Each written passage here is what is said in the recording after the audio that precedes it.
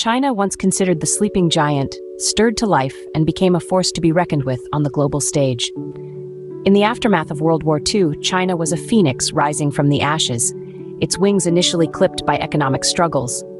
Yet, as with any phoenix, it was not to remain grounded. Economic reform lit the spark of growth, setting the stage for a journey of meteoric rise. Key strategies and policies were the wind beneath China's wings. It was as if the nation had a single-minded focus on manufacturing, transforming itself into the world's factory.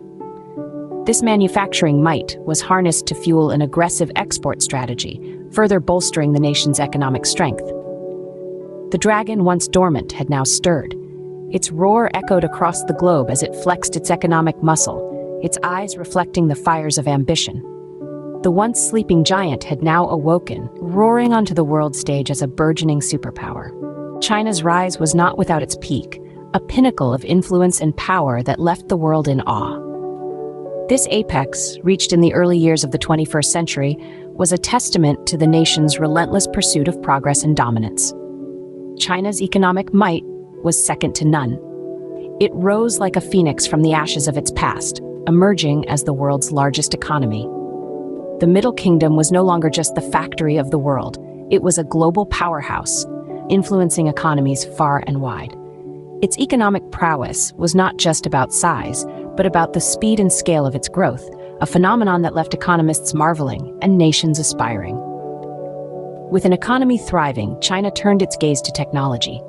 It moved from imitating to innovating, leading the charge in areas such as artificial intelligence, 5G, and quantum computing.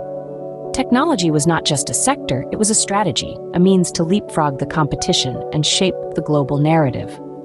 The world took notice as China strategically positioned itself within global organizations, wielding its influence delicately yet decisively. It formed strategic alliances, not just for economic gain, but to reshape the global order in its image. China had reached its zenith, standing tall as a beacon of economic and technological prowess. The nation had ascended to a peak of power, casting a long shadow over the world stage, yet beneath the surface of this seemingly invincible superpower, cracks began to appear. A series of factors, like a complex jigsaw puzzle, slowly began to reveal the vulnerabilities of the mighty dragon. Firstly, the demographic crisis. China's one-child policy, introduced in the late 70s, had long-lasting effects.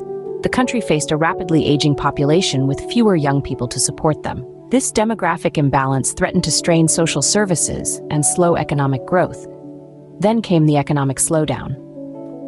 The dragon's fiery breath began to cool as the growth rates, once envied around the globe, started to dwindle.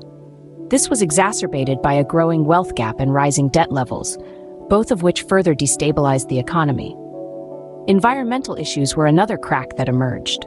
Rapid industrialization had taken a heavy toll on China's environment. Air and water pollution, soil degradation, and the loss of biodiversity were not just ecological concerns, but they also threatened the country's food and water security.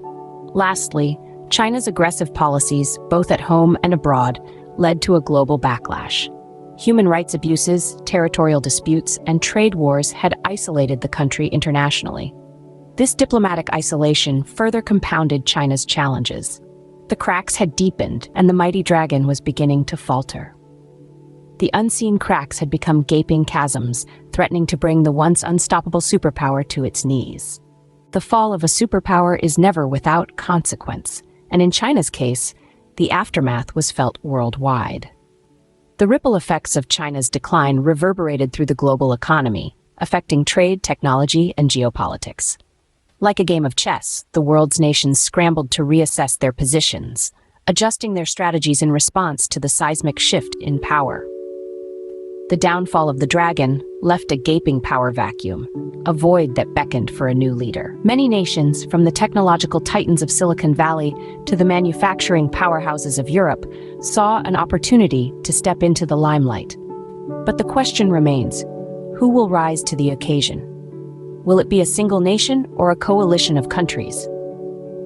In the wake of China's fall, the world stands at the brink of a new era, the contours of which are yet to be defined.